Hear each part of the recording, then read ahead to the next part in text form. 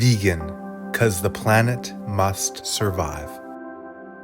The only source of happiness is inside, so whenever you meditate, try to get in touch with that source. Please continue watching to find out more. Today, we share with you the wise teachings of Supreme Master Ching in excerpts from her book, Coloring Our Lives.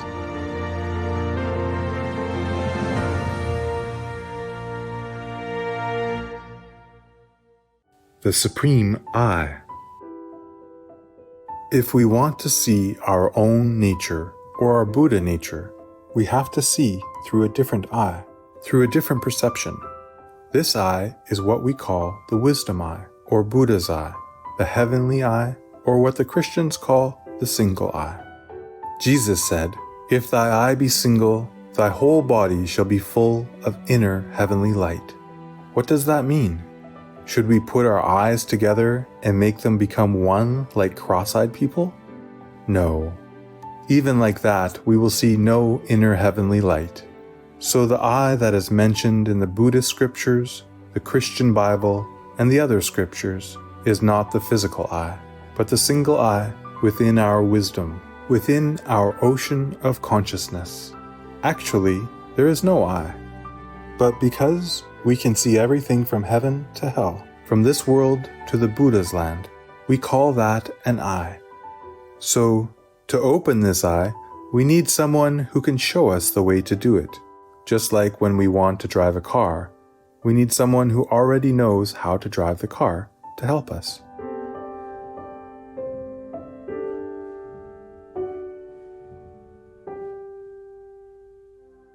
The source of eternal happiness. The only source of happiness is inside. So whenever you meditate, try to get in touch with that source. It's only one little center inside the so-called brain. It's there, physically, inside the brain. Every little nerve and center is responsible for something in our being, psychologically, emotionally, and physically. And another one is spiritually responsible for our enlightenment and eternal happiness. There is a little center, almost in the middle of the brain physically. From here, Master points to the middle of her forehead, and here, the top of the head.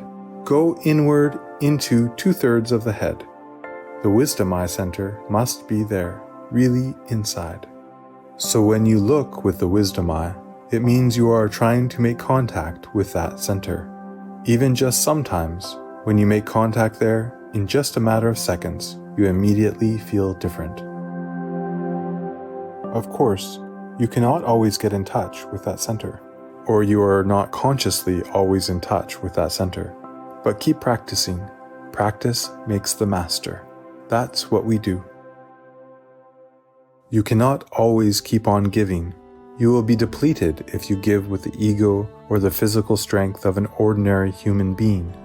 Then you will come down in your spiritual practice, and you will become bad and sour.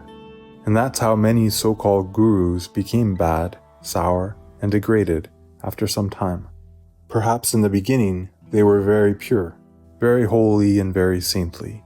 But because the method of their practice was not correct, and was not directing them toward this forever giving, eternally content center, Master gestures toward the wisdom eye center. They gave everything they had, with all the best intentions, and then they crumbled. They succumbed to all kinds of traps and temptations, like the pressures of society and every circumstance around them. But these people are very pitiful. If they are such people, we feel more sorry for them, because they haven't been able to stand themselves, and they have been forced to run. That's why they failed. And that's why I always emphasize to you that you must meditate. Not so that you become good disciples, no, but to save yourselves. Always, always be attentive. Otherwise, it's easy to just pass a day, pass 2 days, pass 3 days, pass your whole life in self-illusion, in bad habits, and not get into a higher level of consciousness, not be able to understand the deeper meaning of spiritual life. Always focus on the wisdom eye. If you're already thinking of the wisdom eye, that means you yourself are reminded of the spiritual center of wisdom and enlightenment. And if you yourself remember that, of course, your atmosphere will be spiritual. So that person will, of course, benefit from you. It's just like standing next to a fountain. Even though you don't jump directly into it, some water will sprinkle on your face and make you feel cool. Similarly, if you stand next to a person who's spraying perfume, even though you don't spray it on yourself, you will still have some scent on you. So you're important. Whatever you are is what the other person will receive.